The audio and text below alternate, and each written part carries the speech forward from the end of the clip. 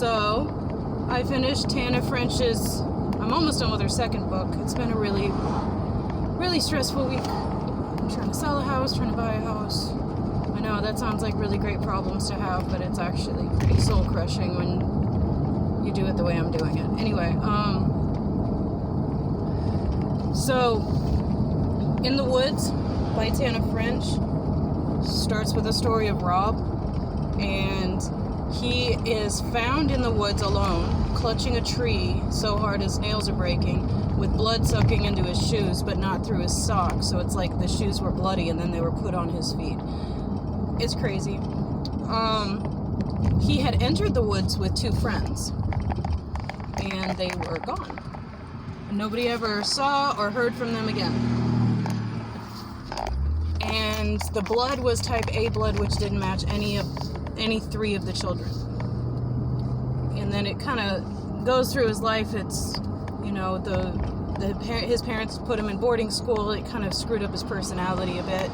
And he ended up becoming a police officer himself because of his interactions with so many police officers after this traumatic event. And he went to Murder Squad in Dublin. But he had an English accent, even though he was Irish.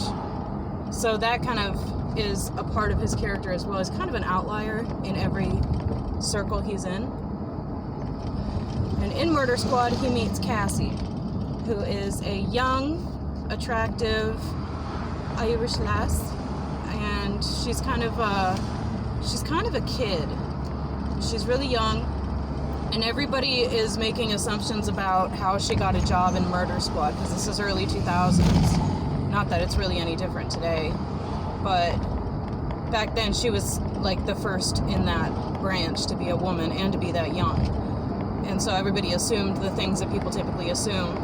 And he ended up befriending her because she was stuck on the side of the road leaving work, and he was able to help her with her little Vespa and take her home.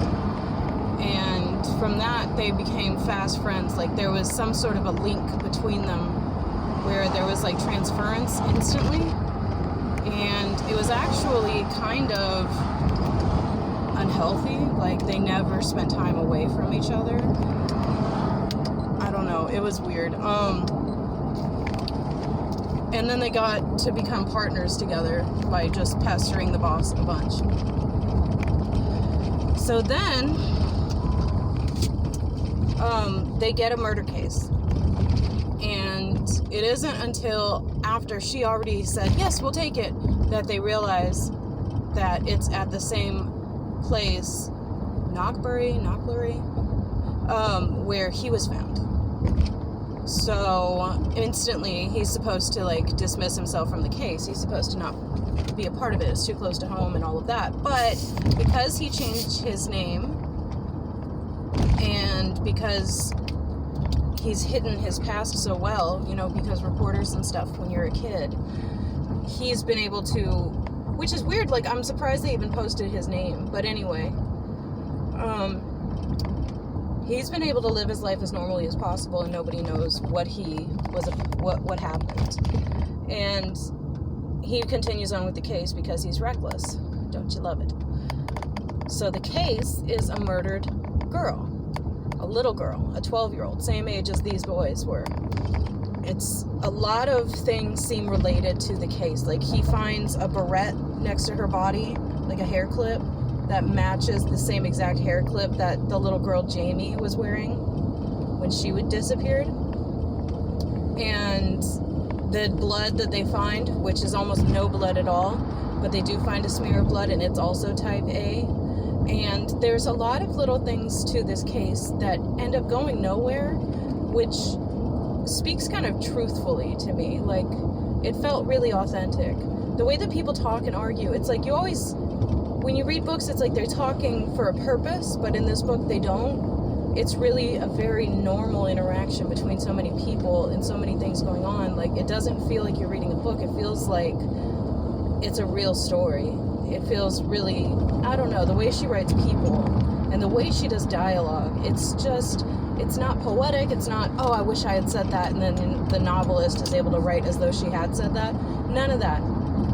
There's a lot of humanism to it, or realism, almost in an unsettling way. So they go and interview the family, and there's something off about the murder victim's family. The Devlins, I think their name was. And her older sister's name's Rosalind, and her twin sister's name is Jessie, or Jessica. And the two parents don't seem to be very close, but they live in the same house anyway. There's another part of this case that's kind of takes a huge front seat, which is the fact that it's on one of those, the fairy stones, or the old ritual stones that Irish people kind of like plan their farms around it. They plan their byways around it. They kind of honor it as, like, we may or may not believe in fairy folk or the kindly ones, but we are going to err on the side of caution and also cultural respect. It's a huge part of their history. Well, they're putting a byway on it, or like a freeway. And there's a lot of protesters, and the father of the murder victim, who was found exactly at the location where there was a freeway supposed to be put, he is headlining the protesters. So that adds, maybe it's a political murder, maybe there's something to do with it. He's been getting mysterious calls from someone who's been threatening his family and threatening the victim directly. And then on top of that, there's archaeologists that are digging up the site and trying to salvage as much as they possibly can before their time is up and the byway gets made. All of that.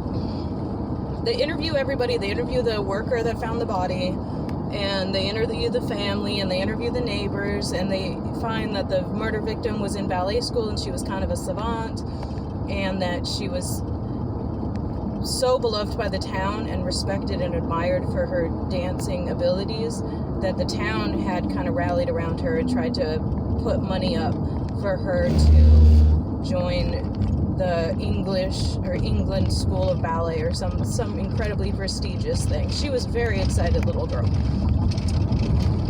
And with interviewing her dance teacher, they find kind of a thread to pull at, where the dance teacher says that she was a very sick girl, like she was always sick all the time, like diarrhea and vomiting and things like that. And one day she came to school, to the ballet school, and said, "I'm not going to be sick anymore," and she wasn't. So that's like, they're like, who's messing with this kid then? Like, how did she know she wasn't going to be sick anymore? Was she faking it? Was she bulimic? Was she trying to lose weight for ballet? What's up? Now we're back to Rob, and he's kind of losing it. He's going a little crazy, mostly because of, his proximity to the case, but also there's something supernatural that's kind of like, you can't tell if it's supernatural or not. You can't tell if it's in his head, but he starts seeing dark animal figures every now and then. Like, he'll be sitting with Cassie and Sam, who they brought him on the case, mostly because he's not the kind of person that's going to dig into Rob's past.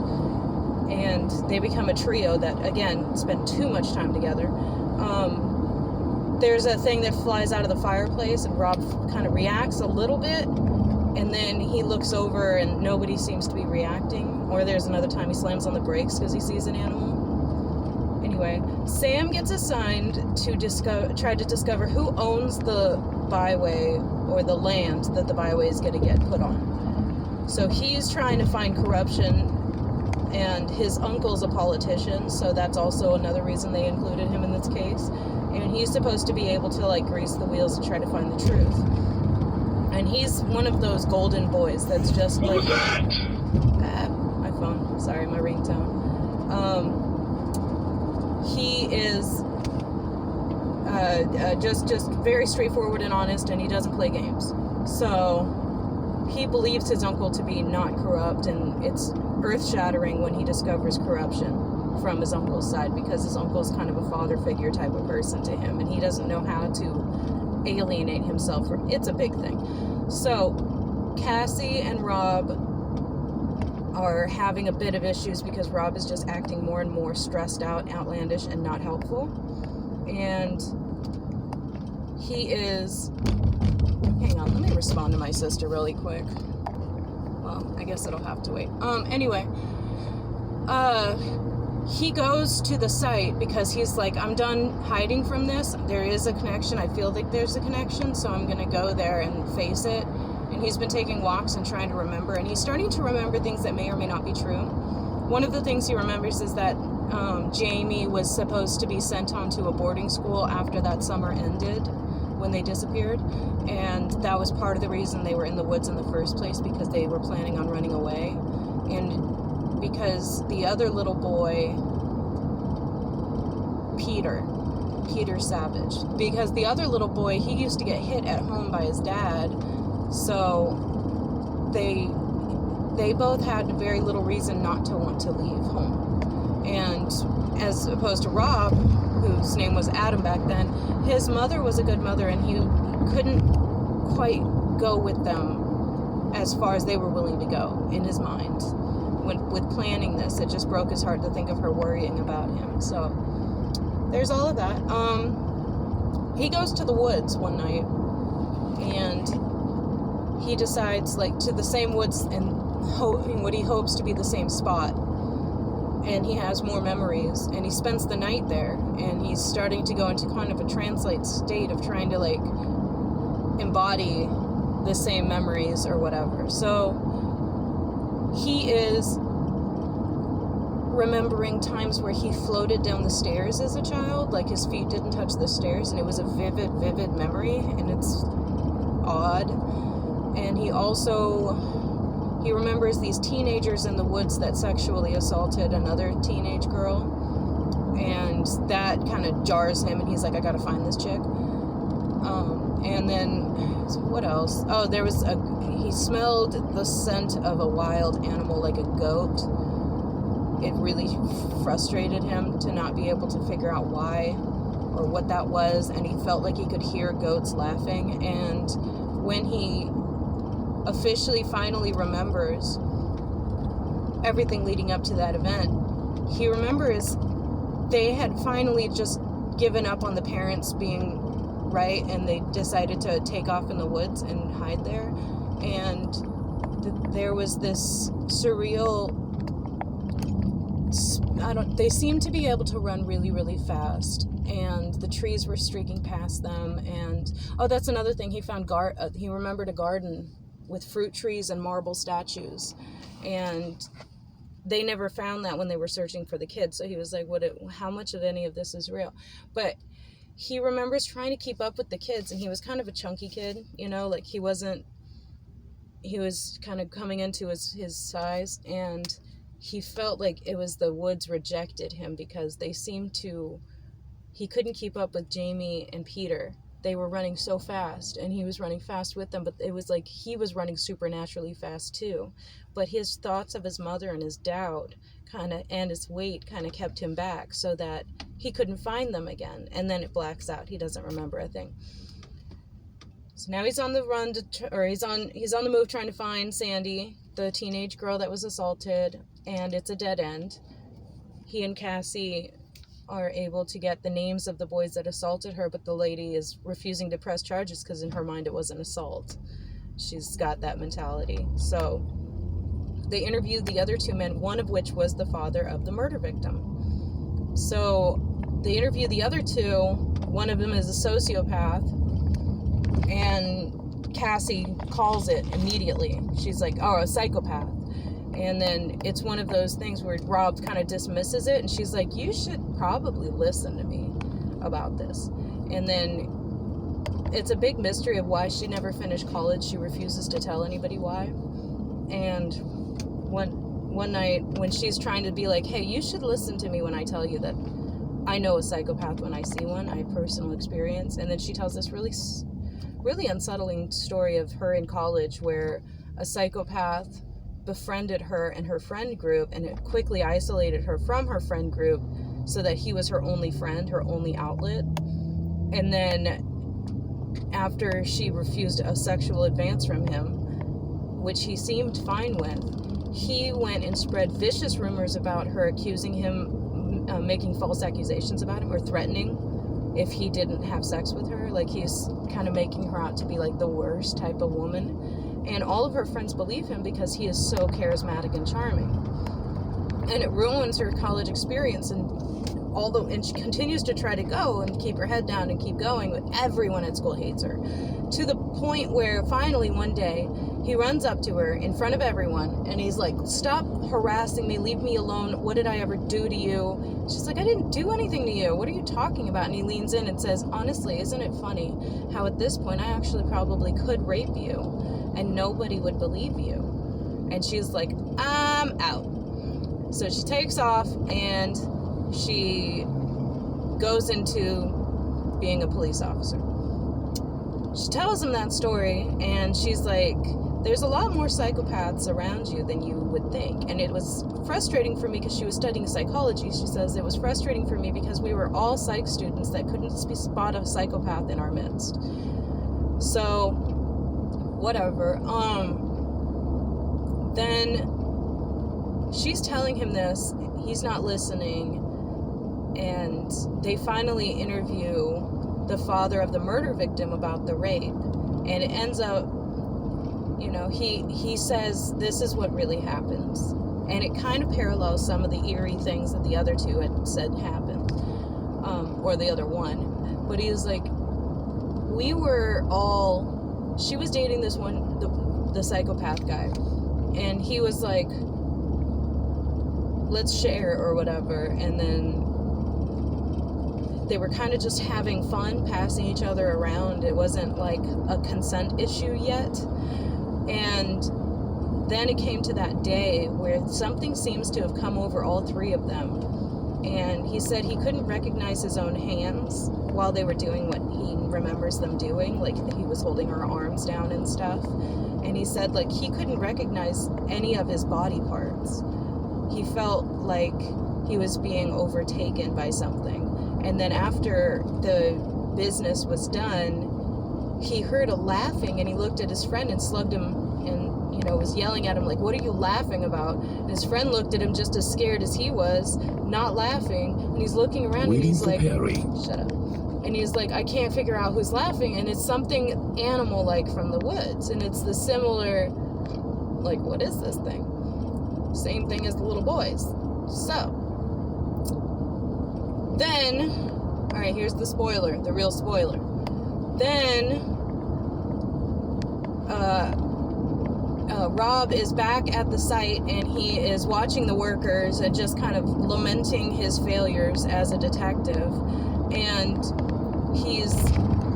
while he's watching, one of the workers takes a trowel, which I guess is like a hoe or something, and the guy makes a lewd gesture with it. Oh yeah, that's the other thing. The victim was not sexually assaulted, but somebody had used a wooden implement and inserted it into her vaginal, whatever.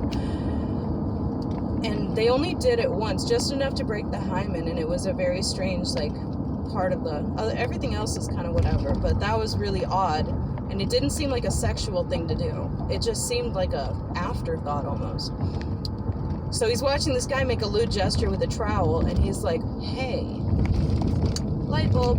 So he goes and interviews the guy, a bunch of the guys, and one of them is like, "Yeah, okay." He's like, "You lost your trowel?" And he's like, "Yeah, and it's got my name on it." And he's like, "You lost it the day we found the body?" And he's like, "Yeah." And he's like, "Did you find it again?" He's like, "No, some jerk stole it." He's like, "Don't tell anyone we had this conversation," whatever. They get all of the forensics over. They find it in a shed, and that's where they find the kill site. And they find evidence of, all the other... She was hit on the head twice. The first time softly, or not softly, but like, not, like, almost like the killer was unsure. And the second time directly. And then a bag was put over her head so that she could die of asphyxiation. That was her death. It was supposed to be, I guess, a peaceful death or whatever. But, whatever. Now they know that. And they're like, "We need to talk to the guy that found the body." Because he's the only person that makes sense for whatever reason. So they get him in the interview room, and he admits to everything. Almost. And they're like, "Why did you do it? Why? Why? And they noticed that his cell phone records have a lot of calls from Rosalind, who also, coincidentally, he had made a note of like a suspicious person, like he described a suspicious person, and later on she had described through the words of her little sister a suspicious person, like almost verbatim same description. So it's kind of weird that happened, that the only wild goose chase that they've been on from this is by the same two people, both of which have been talking to each other. So he gets Rosalind and he's like, I think I know what you did. And, well, he doesn't. Cassie does. Cassie interviews Rosalind. And then they're like, you know, they know that she did it, but Rosalind's too cool to, like, admit to anything. She knows better. So Cassie's like, I'll do almost like an undercover thing. You'll wire me up. You'll have a van around the corner. And I will get her to confess. I'll even read her rights and everything. I'll get her to confess. Just give me this chance. I know what to do with a psychopath.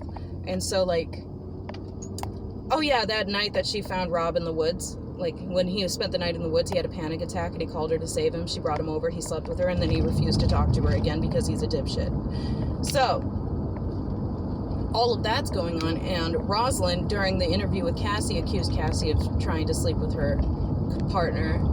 So she uses that. She's walking around Cassie and with Rosalind, she's like acting like a kicked dog, and she knows that because she's a psychopath, that'll intrigue her. And she's like, please don't tell anybody that we're sleeping together, please. And I'll do anything. In fact, I can convince the killer guy that just admitted to killing the girl, I can convince him not to implicate you because he's starting to try to implicate you. And I can help stop that. And I can protect you and whatever. And Rosalind's like, fine, that sounds great. I'm going to tell you everything about the case, though, because I like torturing people. So she told her how she was slipping her sister poison in a juice drink, and her sister finally refused to drink it, and that's why she killed her, because her sister was just too big for her britches. She was too excited about ballet, and she was just too successful in taking the spotlight away from Rosalind. So Rosalind started to date this worker on the archaeological site and manipulated him so badly that she convinced him that her dad was raping her and that her sister was the murder victim, was the person that was exacerbating it so badly that it was making him rape her. And so the only way for her to be saved was for him to kill the little girl. And she wanted him to rape her, which you can't just make somebody who's not like that do that. That doesn't work. Anyway, she's got it all on tape, and then there's a cat fight, and they get into a fight, and like she claws her face, and then Cassie is like, get that thing off of me, she touched me, it touched me, I hate it, get it off, I have to sanitize myself, it's disgusting. Because Cassie is like the most empathetic person, and it's almost like her exact opposite. And this is a really interesting thing when Rob finally, you know, landed upon the two of them, because Rosalind had been manipulating Rob a lot, and he had been falling for it, hook, line, and sinker. And this is the first time he saw her for what she truly was, and he was like, it's amazing how absolutely hideous she is. Even though she's got all the makeup and everything, like, he could see it when she stopped. It's almost the way a fairy would take off their glamour. And, fun fact, changelings in old Irish culture were what the people of the time used to consider Down syndrome people, and Asperger's people, and like, you know, psychopaths, and like anybody that just didn't quite fit the mold. They thought a fairy had sent a changeling that looks just like their child, and they would kill them or leave them in the woods to die. But to them, they were switching it out for the correct kid, which is weird. It's like, how many times did this not work, and you still, anyway. It just was interesting, and fairies believe in, you know, they believe fairies have glamours, that they would make themselves more beautiful than they really are, and we're stupid and we'll fall for it. So it's just a funny little anecdote that I caught out of that when he was describing, like, her glamour falling, like she had no reason to stay pretty. They get her to the interview room, and they find out she's 17. They did the math wrong. She was born in November, so the year looked like she was 18, but she was actually 17, and none of that's admissible because she's a minor without her parents' presence. So she gets off, the dude goes to jail, Cassie and Rob break up, or whatever. They weren't ever together, but they really didn't ever reconcile. Rob could have done so many things. And like the boss found out Rob was the kid on this case, so he was like, oh, we can't have you, he went off on him, and he was just like, do you have any idea how many, you didn't just jeopardize this case and ruin this case with your shitty math, you also have jeopardized every other case that you have ever touched, because now any criminal, if they get wind of this, can say that you have a history of hiding evidence or of being dishonest, and they can have a retrial, and that's gonna screw our department up, whatever. So he sends him off to like work in a desk somewhere doing nothing useful. He's not going to fire him because that'd be obvious. He's not going to badmouth him because that'd be obvious. But he's just going to like sweep him off. Cassie's still really heartbroken, but eventually she ends up starting to date Sam, and that kind of jacks up Rob because he's like, you're going to marry him?